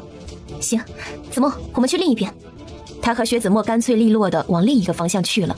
谢燕指着他的背影，气得嘴抽，朝反方向走了。另一边，上雨晚和李壮在山中慢悠悠地走着，他也听到了山谷另一端传来的哨声。除了本郡主安排的人去阻挠凤青鸾之外，谁还安排了其他人吗？回郡主，没有。那哨声是哪来的？听起来又急又快，如此难听。莫不是有人在山谷中隐居？郡主，这里有蟒蛇出没，无人敢住。咱们派去的人应该能拖住凤青鸾，给郡主争取到更多的时间找到巨蟒。那当然，本郡主会一如既往的胜利。不管谁来挑战，本郡主都会像在擂台上打败那些男人一样打败的。凤青鸾也不例外。啊，你看那儿的草丛怎么塌下去了？是不是巨蟒从那边游过？李壮也看到了，2人跑过去。当看清那压痕时，2人的瞳孔都不自觉地放大。这是巨蟒留下的痕迹，看大小，如村民说的有水桶那么粗。这哪是巨蟒？怕是要化胶的巨蟒吧？郡主，巨蟒太大了，不是我们2人能抗衡的，还要继续寻找吗？蠢货，还没见到蛇，这就把你吓住了吗？蛇的体型再大，有你的剑，还有本公主的鞭和匕首，还怕不能将它制服吗？你记着，蛇是动物，咱们是人，咱们比它多顶了个脑袋，是用来动脑子的。继续找，巨蟒在这里出现，应该在前面不远了。谢燕与凤青鸾和薛子墨分开后，气呼呼地在林中走着。他这次也是脑子进水了，才会想着进山来看凤青鸾的情况。他以前从来不会担心那女人。想着这些，周围霎时风声鹤唳，数十道身影快如鬼魅地朝他的方向杀了过来。凤青鸾和薛子墨在林中行走，发现前面的落叶有被重物压过的痕迹，看那痕迹像是蛇形，而且身形巨大。凤青鸾神情冷凝，用手指量了量，足有30厘米长。小姐，看来这是巨蟒留下的。没想到在山里还存在着这种体积的蟒蛇，它不是应该在深山里面吗？怎么会出来伤人？小姐，我们要朝着痕迹追过去吗？这时已经连续杀害几人了，必须尽快铲除。追吧。等把蟒蛇解决了，他还得去找水曼陀，循着巨蟒的踪迹在林中走。等2人追到一处密林中，发现那痕迹消失了。凤青鸾停下脚步，薛子墨也察觉到了异常，有什么东西在草丛里发出动静。凤青鸾握紧了狼牙棍，与薛子墨对视了一眼。薛子墨往另一个方向去了，呈包围之势向着传出动静的草丛走去。凤青鸾用狼牙棍拨开草丛，赫然看见谢燕倒在地上，他心口处插了一支箭，脸色苍白，人已昏迷了过去。不是蛇，是人。他将谢燕翻过来，那箭洞穿了谢燕的肩背，没有正中心脏，还有气。楚王，他怎么在这里？还重伤昏迷。凤青鸾查看了下谢燕身上的伤，他不仅胸前中了一箭，大腿、手臂、腹部都有伤痕，看起来是与他们分开之后，谢燕遭遇了刺杀，好不容易逃到了这里。小姐，楚王伤得严重，要让他留在这里吗？这里有巨蟒留下过的痕迹，说不管他的话，不管是他的伤，还是接下来可能会遇到的事情，楚王都活不到走出这片森林。发射信号吧，让钱元来接他。他在说话的时候，谢燕迷迷糊糊睁开了眼睛，他仿佛又回到了2年前命悬一线的时候，看到了凤青鸾的脸。凤青鸾，是你？是他救了自己吗？凤青鸾扔了一粒吊命的药到他嘴里。没错，是我。你怎么会昏倒在这里？一码归一码，这男人刚才帮了他，给他一粒药，能不能活着看他自己的造化。有人得知我进了双凤山，派人来刺杀。朝野上下敢对他楚王动手的人，要么是太子，要么是景王。可是他来双峰山的事，除了几个心腹知道外，其他人不知道才对。这些杀手却找到了他。谢燕眼睛微眯了起来，他身边出了奸细。想起半昏半醒间看到了凤青鸾，谢燕开始怀疑2年前被毒蛇咬伤的那一次，凤青鸾说是自己救了他。他那时昏昏沉沉，恍惚间看到了凤青鸾的脸，莫不是那时帮他吸出毒血的真的是凤青鸾吗？可是舒瑶，是我误会了你。2年前其实救我的人是你。我早告诉过你了，你不相信，又问起做什么？算了，胡说这事。我听到你说发射信号是钱元给你的吗？用了之后，万一你们遇到危险，谁来救你？这就不用你操心了。薛子墨发射完信号弹回来，他一直在注意周围动静。他们此时所在的地方已在蟒蛇的活动区域内，巨蟒随时可能会出现。你不是很恨我吗？为什么要救我？凤青鸾心道：是恨你，可你还没有尝过原主经历过的撕心裂肺的痛苦，怎么可能让你干脆的去死了？一码归一码，就当你帮了我，还你的。谢燕突然激动，伸手想去抓凤青鸾的手。凤青鸾，其实你心里还有本王，对吗？凤青鸾抽回手，让他扑了个空。见他又要发疯，一个手刀劈在他的脖子上。谢燕眼睛一直，再次晕了过去。废话真多。凤青鸾甩了甩手，看到谢燕痛苦的昏迷着，犹不解气，又一脚踹在他腿上的伤口处。两人在这里等了一会儿，等在山谷中的钱元看到发射的信号，快速带人找到了他们。楚王殿下，他为何会受伤倒在这里？他是进来追击蟒蛇的，意外受伤了，你们把他抬出去吧。钱元有些怀疑，可楚王的伤看起来很严重，不敢耽搁，赶紧叫人抬着往山下去了。他们走后，凤青鸾与薛子墨继续在山中寻找巨蟒的踪迹。天色渐渐暗下来，两人准备找地方过夜。四周的草丛传来窸窣的动静，来了！救命！救命！救我！在他的身后，一条硕大无比的巨蟒高高的扬起头颅，他口中叼着一个人。巨蟒看猎物逃走，气愤地将口中的食物重重一咬，再朝着那逃跑的人甩去，一个血淋淋的脑袋落在了凤青鸾身前。凤青鸾认出来，这是李壮，是那名跟着上虞婉进山的巨汉的头。不要吃我！不要吃我！啊！薛子墨早做好准备，在巨蟒过来时捡起地上的弓箭，3箭齐发。凤青鸾也没歇着，在薛子墨的弓箭掩护下，狼牙棍朝巨蟒的7寸而去。巨蟒察觉危险，迅速甩头，张开大口朝凤青鸾咬来。在巨蟒攻击凤青鸾的时候，薛子墨的箭也在射击。除了最开始的3箭，后面的几十支箭都稳稳地射中了蟒蛇。麻药发作，蟒蛇的行动慢了下来。他盯着眼前的猎物，再次发动攻击。凤青鸾掷出手榴弹挡住他的去路，来到上虞婉面前，一个耳光扇在他的脸上。想死的话，继续在这里哭。你敢打我！他的怒火还没有来得及发出来，巨蟒再次朝两人扑了过来。凤青鸾避到一边，上虞婉也本能避开。本郡主会记住今日你对我动了手，你走着瞧。巨蟒这一击后，麻药开始在体内发作，巨大的身躯晃悠。就是现在！薛子墨收到他的信号，扔了弓箭，捡起长剑。凤青鸾扔出4颗手榴弹，分别朝着蟒蛇的4周投去。几声爆炸响起，蟒蛇自知不敌，想往草丛里逃。凤青鸾哪里会给他机会，在他逃遁的前方又扔出了几颗手榴弹挡住去路。巨蟒被完全激怒，看到凤青鸾朝他的方向猛追过去，烟尘中一个人影出现，举剑朝巨蟒的头顶斩下。巨蟒的脑袋被切了下来，薛子墨一剑钉在长蛇的7寸上，巨蟒的身子还在甩动，挣扎了几下后，麻药完全发作，安静不动了。凤青鸾剖开巨蟒的肚子，取出蛇胆，他的胃部还有没来得及完全消化的食物滑了出来。其中一人，凤青鸾看着眼熟，看到从他身上掉出来的哨子，凤青鸾认出来了，是那驯蛇人。没想到他偷袭我们之后，转头遇到了巨蟒。凤青鸾将蛇胆取下来，看来他能驯小毒蛇，不能驯蟒蛇呀。他走到尚雨婉面前，尚雨婉，蛇胆我取到了，你输了。不算你击杀了巨蟒，我也出了力的。你出了力？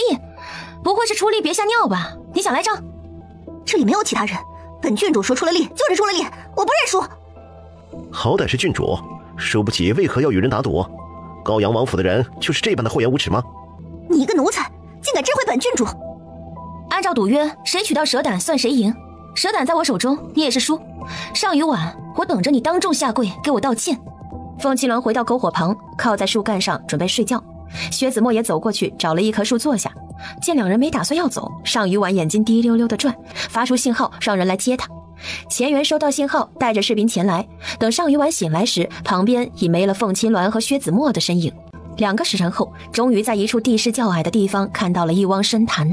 凤青鸾拿出望远镜看向深潭中心，果真看到了一株类似莲花的火红水曼陀。找到了，在那儿！恭喜小姐找到奇药。高兴归高兴，还得想办法怎么拿到手。水曼陀在潭中心，做个木筏过去。说干就干，凤青鸾从空间拿出砍刀，扔了一把给薛子墨。两人走进森林，2个时辰后做出了一张木筏。小姐，村民们说潭中有东西，隐藏着危险，贸然过去，万一在湖中碰到，不好脱身呢。这个问题我想过了，咱们先试试看水里藏着什么，去打2只野鸡来。射杀巨蟒的箭用完之后，薛子墨又将剑从巨蟒尸体上拔了下来，进山去打了几只野鸡。凤青鸾将它们扔进了潭中。不一会儿，水中有什么庞然大物游了过来，一口将那鲜美的猎物咬进了嘴里。小姐，是鳄鱼，看那身影不止2条。凤青鸾也盯着那潭面野鸡飘过的水下，几条黑压压的影子在游动。他陷入沉思，潭中有鳄鱼，要如何安全去摘取水曼陀是个问题。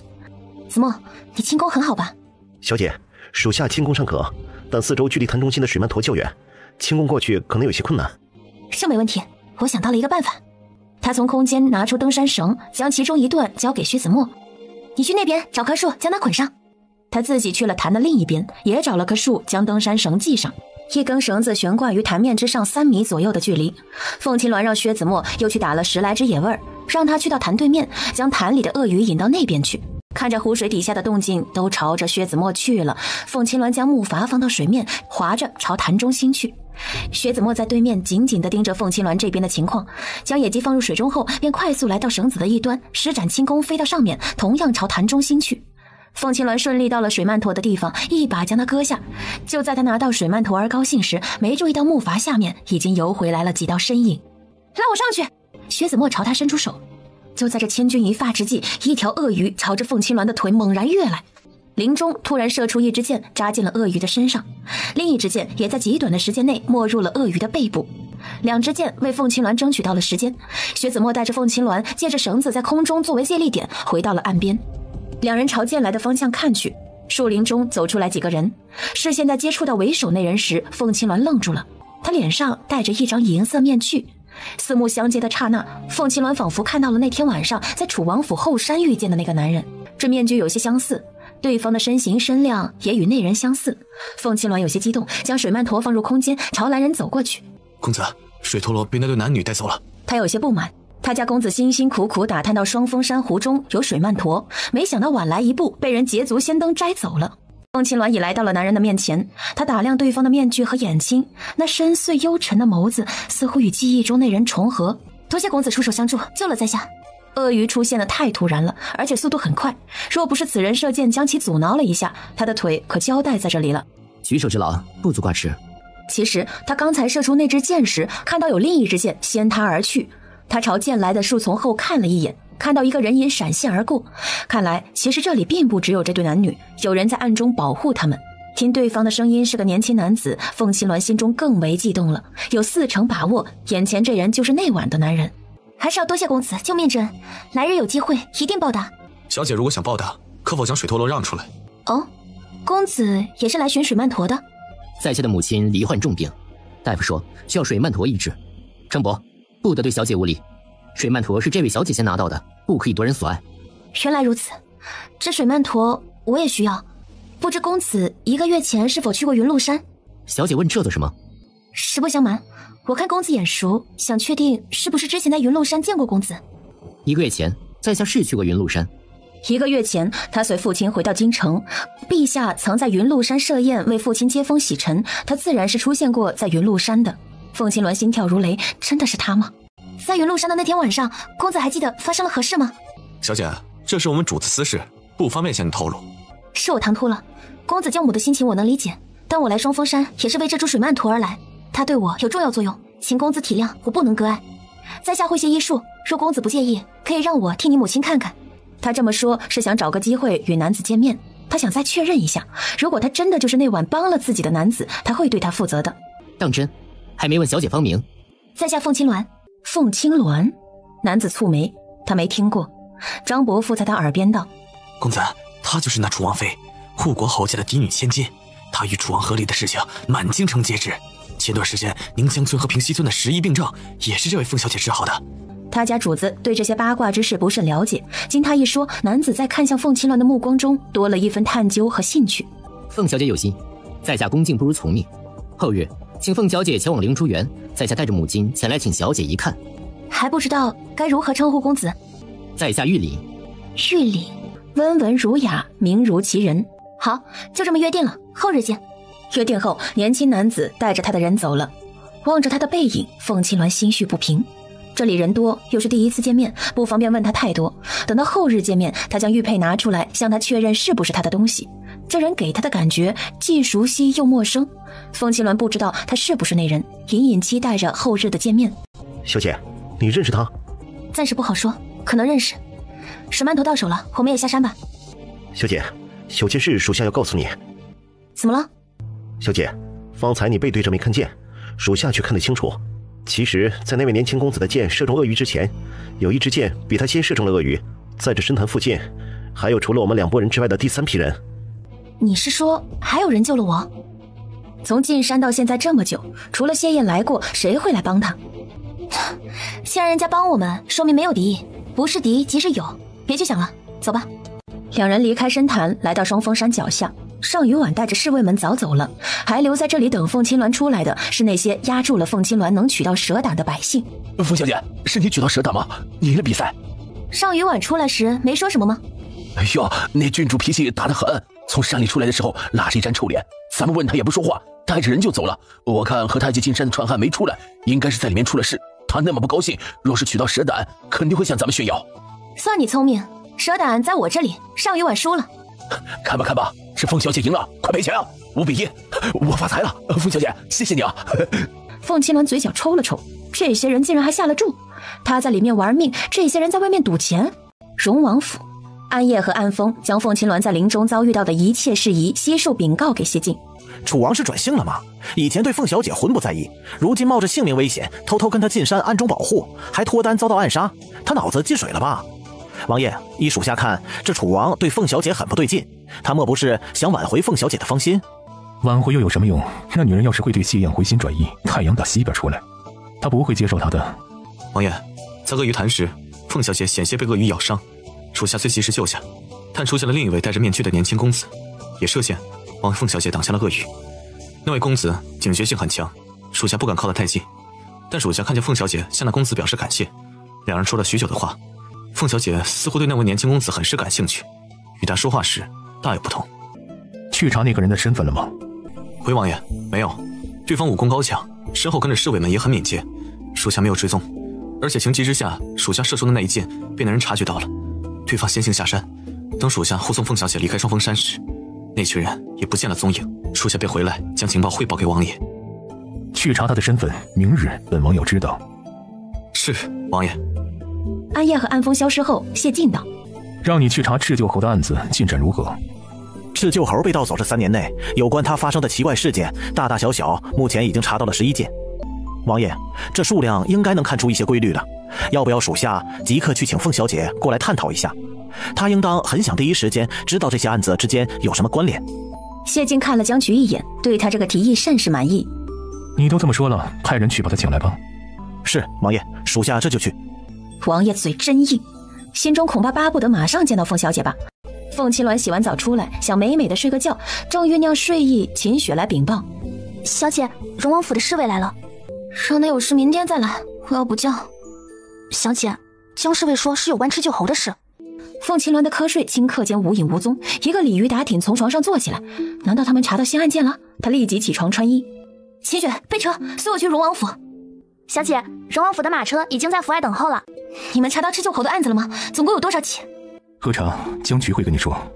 江渠将查到的案子记录在册子上，拿给凤青鸾。凤小姐，这是3年前赤鹫侯从百花谷被黑衣组织盗走之后，3年来发生在大夏各地的有关赤鹫侯病毒引起的所有案件，你看看。凤青鸾拿起册子翻阅，册子上记录的除了丽姑所说的那几起案情之外，又多添了几起，总共有11起。1刻钟时间后，凤青鸾看完册子。看完了，有什么发现？在这11起案子中，其中有4起涉及到朝廷官员，其中还有2起从影响看来也算是伐除异党做下的，这就蹊跷了。关于原主父亲天音号沉船的那起案子，这上面没有找到任何有关朝廷党伐之争的线索，定性成意外。可葛明的脑中有赤鹫侯的病毒，凤青鸾直觉是与朝廷有关的。你说的没错，几乎能确定黑衣组织背后是朝廷中人。之前王爷和凤小姐猜测，能够成立黑衣组织这样庞大势力的是南境的蛊毒人，或者是迷途国师。我们已经查了，在南境没有这等有势力的，除去南境蛊毒人，只有迷途国师了。这位国师，你们可有查到他更多的身份信息？迷途是陛下为烈士在山中所遇，此人在一只猛兽口中救下陛下，得他赏识。后来经迷途一测，秦水将有瘟疫。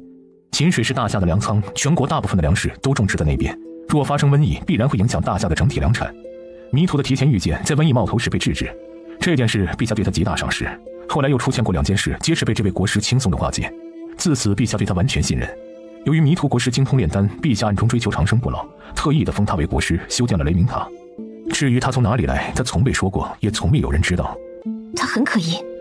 他想起从黑衣人身上取出来的硅胶，推测黑衣人组织的主人可能与他一样是从现代穿越过来的。昨日在山中，我遇到了黑衣人的偷袭。为何会遇到？他们追杀你？恰恰相反，他们是来抓活口的，背后的人想见我。看来是你之前解了赤鹫侯的毒，对方对你产生了兴趣。凤青鸾心道，可能还不止这个原因。对方在黑衣人身体里植入硅胶，不排除他是猜测自己很有可能与他来自同一个世界，才想将他抓走。离毒解药是他在空间制作出来的，如果他没有医疗空间，不一定能够凭借这个时代的医疗器械和技术提炼出来解药。兵来将挡，水来土掩，我身在京城，对方应该不至于会在京城内动手。对方想抓你，不排除以任何形式来逼你就范，比如抓走你的祖母危险。将军，派一批暗卫守住侯府，暗中保护凤小姐。多谢殿下。侯府虽然有薛子墨等侍卫，有荣王府暗卫暗中保护，他也能更放心。你和本王还有约定，在本王没拿到解药之前，本王保你性命，不必言谢。凤青鸾撇嘴，原来是这样，因为自己对他还有利用价值，那在没有铲除黑衣组织之前，他要放缓研制天隐煞的解药。对于迷途，10日后陛下要在雷鸣寺举行祭天祈福仪式，到时候他会出现，你随本王一同去。凤青鸾答应了。说完正事，凤青鸾离开了荣王府。回去的路上，他想起谢燕中箭昏迷，对秦雪道：你悄悄去趟楚王府，让狄曼丽来春风来找我。2个钟后，狄曼丽来了春风来，没被人发现吧？放心，不会有人知道我来见你。谢燕的伤如何了？太医来给他看过了，其他的都是皮外伤，唯有后心穿透胸前的那道伤势严重。今天早上他一醒来，还不能下床。你这会儿叫我出来，是有任务了吗？太医走后，是白华藏在照料谢燕吧？他是楚王府的府医，是由他在照料楚王的伤势。那就好，你去做件事。与凤青鸾见过面后，狄曼丽回了楚王府，刚好看到凤书瑶和白华藏从谢燕的房间出来。妾身参见侧妃。王爷怎么样了？多谢侧妃关心，王爷喝了药歇歇。姐姐若要见他，请稍后再来吧。行，本侧妃晚点再来。看着他那背影，凤书瑶嗤笑：一直守着王爷又怎么样？王爷醒来第一眼看到的是我，以为是我不眠不休地照顾了他整晚。那是自然，整座楚王府最关心王爷的就是表妹了。狄曼丽就算到了王爷面前去说，王爷也不会信她一个字。两人说着话，一个丫鬟来禀报：恕侧妃，白大夫，侧妃去了小厨房，说她要看看王爷熬的药。那女人又想争什么表现？我们过去瞧瞧。他来到小厨房的门外，还没有走进去，就听到里面传来说话声：小姐，你身子还没全好，不能这样。虽说人血入药可以更好的补气血，你想让王爷快些好起来，也不能用自己的血呀，要用就用奴婢的吧，奴婢来割血。为了楚王，我愿意给他割血疗伤。让开，别拦着我！人血入药，你听说过这个法子吗？我在一些医书上见过，说人血滋补，极有助于大伤者补气血。还有这种说法？不过是贡献一点血而已，这个功劳不能让狄曼丽抢了去。凤书瑶清了清嗓子，装作意外走过来，撞见狄曼丽的样子。哟，侧妃姐姐也在这儿呢。我是来看王爷的药熬得怎么样了，快熬好了。迎春，我们走吧。见他走远，凤书瑶去到案板上，拿起菜刀，对准手腕割破，将血滴到了还在冒着热气熬药的砂锅里。表妹，你这是做什么？你没听他们说人血入药可以让王爷好得更快吗？既然要用，自然是要用我的血。他吩咐直男：待会儿王爷醒了，将药传过去给他。先别说我的血入药的事，过几天再说。他心中有了一个计划。经过这次的事，他要让谢燕对他越加愧疚和感动，顺利爬上楚王妃的位置。按照赌约，没娶到蛇胆的一方要在琼华台上脱掉衣服，当着众人的面下跪，给赢了的一方道歉。凤青鸾到达琼华台的时候，已围满了百姓。凤小姐，听说是你取了蛇胆，可否展示给大家，让大家看看那巨蟒的蛇胆有多大？是啊，水桶粗的蛇，我们还没见过有多大的蛇胆呢，快拿出来瞧一瞧。凤青鸾满足大家的好奇，将装有蛇胆的玻璃瓶托在掌心中，在擂台走了一圈。拳头大的蛇胆，凤小姐能猎杀巨蟒，这也太厉害了。是啊，蛇胆在凤小姐手中，是郡主输了呀。几人等了一会儿，没见上虞婉出现，其中有百姓等不住了。何晏郡主莫不是怕了，输了比赛不敢现身了？输不起还要提出赌约，郡主不是打自己的脸吗？这次高阳王府可是闹大笑话了。这时几个小厮匆匆赶来。凤小姐，我家郡主在双峰山因斩杀巨蟒受伤，还在家中养伤，请凤小姐体谅郡主无法出席今日擂台，等有机会再亲自拜访侯府。什么？郡主也斩杀了巨蟒，还受了伤？意思是说取出蛇胆，何晏郡主也出了力的。是啊，双方共同斩杀的巨蟒，那蛇胆就不能算作是凤小姐一个人的功劳，应该算平分吧。何晏郡主也不算输。高阳王府的人胡说，是上虞婉将巨蟒引向的凤小姐和薛侍卫，在两人与巨蟒厮杀时，他没有出一份力，如今说自己也有斩杀巨蟒，上虞婉这是不想认输，正眼说瞎话。那几个帮着上虞婉说话的人是被他收买了的。话不是这么说的，在双峰山斩杀巨蟒时，是有人看见凤小姐主仆俩击杀的，还是郡主也有功劳啊？你们不能仗着郡主受伤不在这里，随意捏造事实，说是她输了吧？为了赢得比赛，昧着良心说话，你们也太不道德了。凤青鸾看向说话的男子，男子被他凌厉的眼神威慑，心虚的目光飘了飘。凤青鸾本不想与上虞婉较真，让他脱衣下跪，毕竟事关女儿名声，只要他承诺不再欺负廖洛林即可。没想到他在山中强词夺理，说有参与巨蟒厮杀，事到临头不想赔罪道歉，还胡搅蛮缠。这次不好好收拾他，他真以为全世界都是围着他转的。要这么说的话，上虞婉受伤不来琼花台，那我去高阳王府找他对峙，到底是谁在撒谎？凤青鸾跳下擂台，去高阳王府，百姓们沸腾，一大片一大片的跟着他，要去看这场好戏。没多久，一行人来到了高阳王府门前。什么人？不准在王府门前聚众喧哗，快走！前日何晏郡主与我家小姐打赌输掉比赛，今日郡主拒不出现琼花台接受书约，这么多百姓看着，还请侍卫去请郡主来给个说法。输了就输了，有什么不好承认的？何晏郡主不敢出来见人，想在王府做缩头乌龟吗？是啊，愿赌服输，快请你们郡主出来啊！侍卫们对于自家郡主与人打赌的事情也听说过，见这么多人围着门，不给个交代恐怕不行，让人去告诉郡主。上虞婉还在屋里担心着，就听到侍卫来报，说凤青鸾带着人到王府门前来了，问他怎么办。来了多少人？凤小姐带的人不多，围观的百姓也不少。他们扬言说，郡主不出去见人，就不离开高阳王府。放肆！一群平头百姓竟敢在王府门前聚众闹事，当高阳王府是好欺负的吗？郡主，王爷上朝去了，他回来若见到府门前的情况，一定会大发雷霆的。吩咐下去，不管门前发生了什么事，都不能传到后院去打扰母妃。郡主，奴婢吩咐过了，但前面闹着不解决，王妃迟早也会知道的。而且世子外出，不知道他什么时候会回来，万一撞见……尚雨婉不敢想象，父亲和哥哥要是知道他在外面闹了大笑话，丢王府的脸，会怎么收拾他。走，本郡主去见他。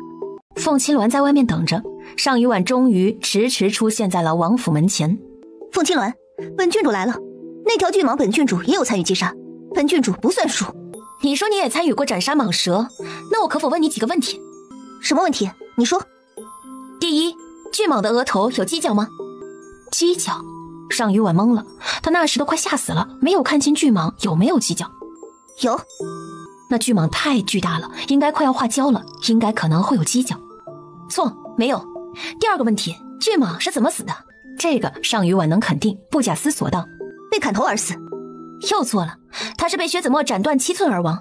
7寸是蛇的心脏位置所在，应该说他是心脏爆裂而亡。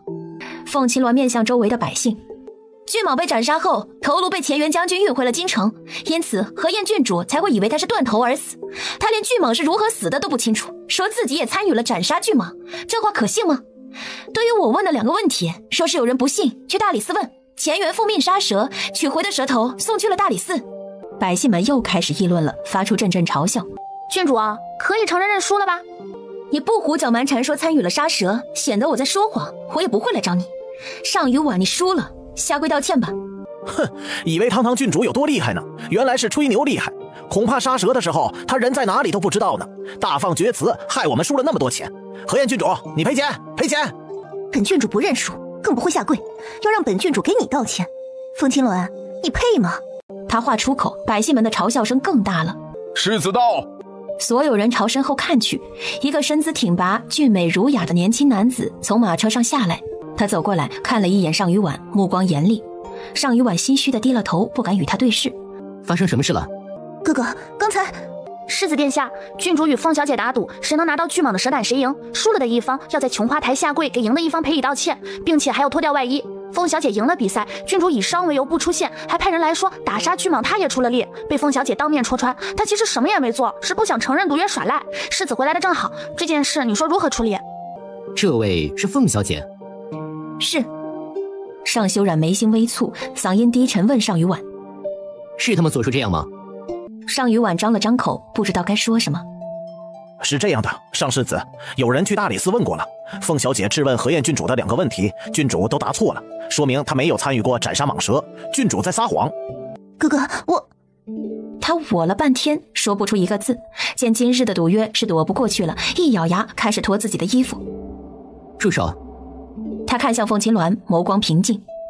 凤小姐，舍妹是女儿身，当众脱衣恐会玷污其名声，作为她的兄长，能否由本世子来代替向你赔罪？哥，不行，这是我与凤青鸾的赌约，是我自不如人输给他，应该由我来承担后果，哥哥不必为我如此。尚修染一个眼神朝尚雨婉看去，尚雨婉又羞又愤，不敢再说什么。郡主承诺过，输了比赛从此不再欺负廖小姐，这一点郡主能够做到吗？廖小姐，从此我们化干戈为玉帛，和平相处如何？好啊，这可是你说的，希望你别现在说了转头忘了，暗中找我的麻烦。至于道歉，念在世子对妹妹维护的情分上，这一项不必了。多谢凤小姐体谅，今日算欠下凤小姐的，等他日有机会，本世子必当回报。雨婉，给凤小姐道谢。凤小姐，这次是我冒犯，谢谢你的体谅。请郡主记住这次教训，以后在说话做事之前慎重行动。尚雨婉一噎，脸气成了包子，却又不敢发作，只得生生咽下这怒气。百姓们见两方和平解决了这件事情，觉得索然无味，纷纷散开了。得到了想要的承诺，凤青鸾和廖洛林也离开了高阳王府。临走之前，他多看了尚修染2眼。廖洛林看他眼睛一直没怎么离开过尚修染，撞了撞他胳膊，调侃道：怎么，青鸾姐姐看上了尚世子？不是，以前我没听说过高阳王府还有一位世子。青鸾姐姐没见过属实正常，高阳王是大夏国唯一的异姓王，多年来一直镇守在北疆。